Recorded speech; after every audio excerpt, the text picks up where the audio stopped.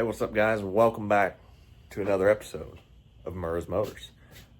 Today, I wanted to talk real quick about two-stroke Runaway and kind of what causes it and some issues I had with one doing it, and one thing that was similar to it and something else that kind of looked like it and had me stumped trying to figure out what the issue was, and ended up being a simple fix.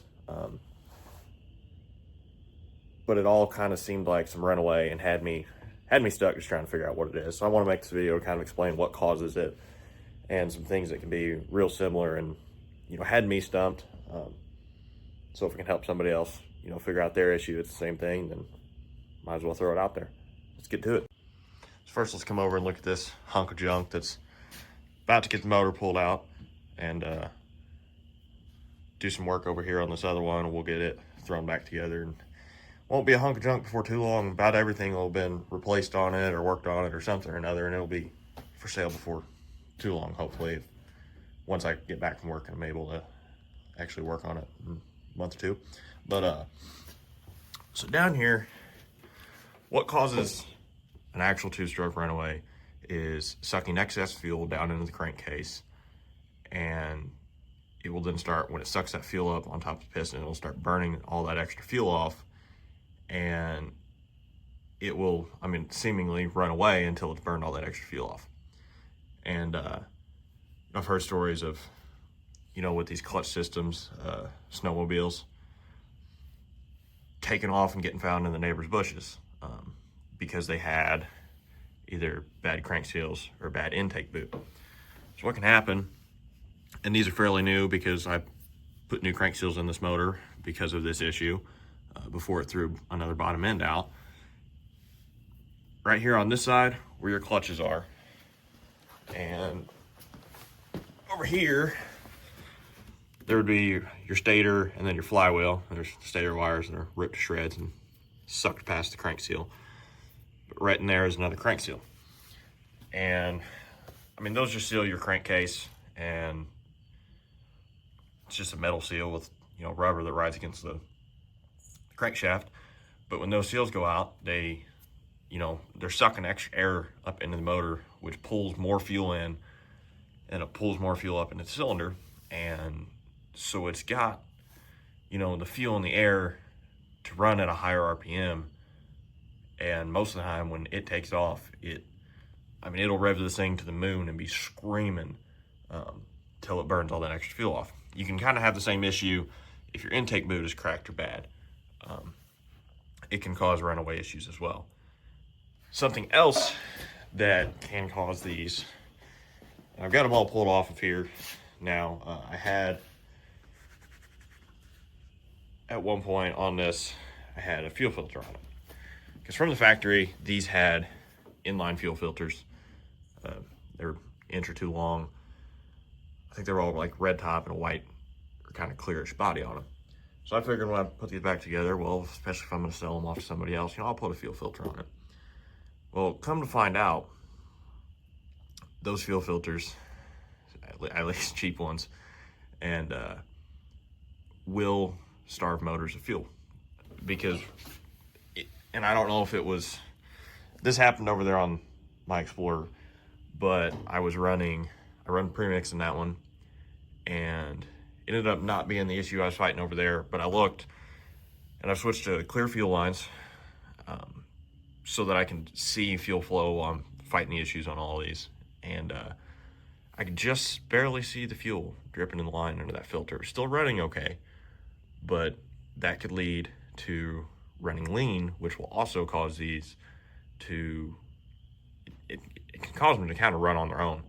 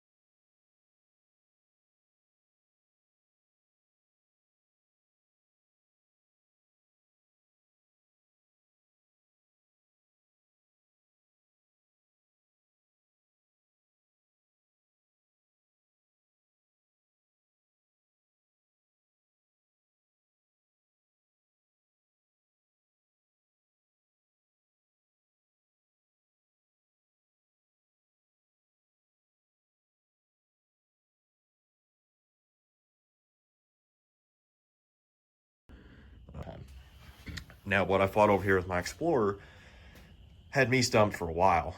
And I'd be riding it. Like I said, I had a bad fuel filter, so I was like, oh, that was obviously the problem. Because I'd be riding it. Once it got warm, sitting there idling, and you revved it, it'd kind of hang it idle. And I could turn the idle down on the carb, it'd come back down, set it where it needed to be again, it'd be fine. Well, if you started driving, you get 30 foot, let off the throttle, all of a sudden it's just driving itself at a steady pace. Now, if you, you had to yank because it's locked in gear at that point. If you yank it out of gear, the RPMs would shoot way up. I'd go ahead and kill it because I was like, oh, it's running away.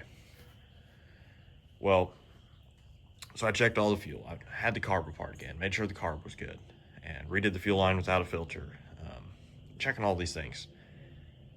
Put new crank seals in the motor, and still was doing the same thing. I'm like, what is going on?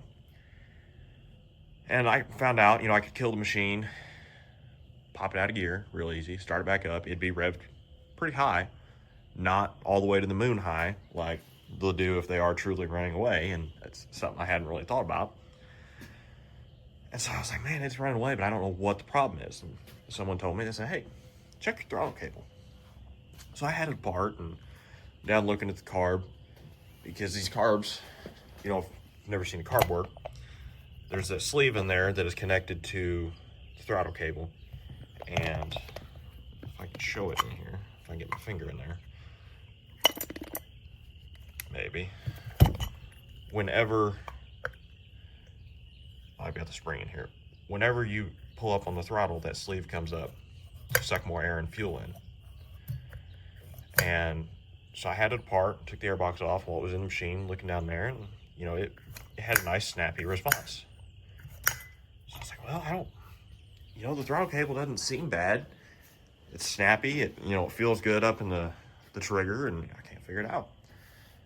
I had another throttle cable for the day after I got this thing put back together and running. Originally is when my oil delete kit, injection pump delete kit, and it comes with a cable for that, so it's not hooked up to the oil pump, came in, and I hadn't put it on because the motor was in, and I don't really know if you can get that pump out while the motor's in. So I just had to mess with it. Well, so I was like, oh, I'll go ahead, and I'm running premix anyways. The original guy that had this machine, I'm pretty sure it was a one-owner machine when I got it, maybe two, but he had taken the oil tank off, so that's why I was not going to mess with it and just run premix. So I went in, threw that cable on, fixed all the issues. For some reason, when the machine was off, that sleeve and the carb had perfectly snappy response, came down all the way, didn't come down slow. I made sure, there was enough oil up there in the carb, worked just fine. But when the machine was running for some reason, it would not drop all the way down, or it'd crawl, just coming down that last little bit. So at idle, it would hang up, and running it would stay elevated. So the machine was still running at a much higher RPM. That cable acted completely fine once I had it out playing with it, but I don't know if it was kinked somewhere. I don't know, maybe I could have shot some dry lube down in there. I'm not really sure. But I had another cable I was going to throw on anyways, threw it on, fixed the problem. So it had different symptoms than, a true runaway, but it was similar enough. It had me stumped for a while, and figured if somebody else is having the same problem, and instead of being stumped forever, that'd be a good thing to look out for. Like I said originally in the intro video, it's, and I'm gonna have it in the description of the channel. The whole point of this channel is I've learned the hard way, so you don't have to.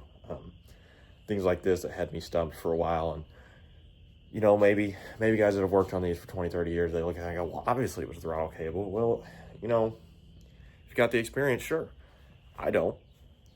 This white one right here, this is the first ATV I picked up, and I thought it would be, thought I was getting a good deal. I traded a $300 go-kart for it. Had a whole lot of time and money put into this thing, and we're getting there. Not quite there yet.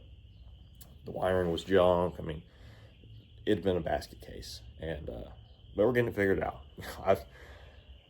These trail bosses, I'll know about every bolt size on them because I've had the thing apart so many times trying to fix it, and it's just part of learning this stuff, But if me spending days and days and days trying to figure out what the issue is in the little bit of time I've had to work on them, and I can put a video out that someone watches and They go, oh, well, that's my problem. And they've got 5 minutes in it, you know, that's great. That's the whole point here.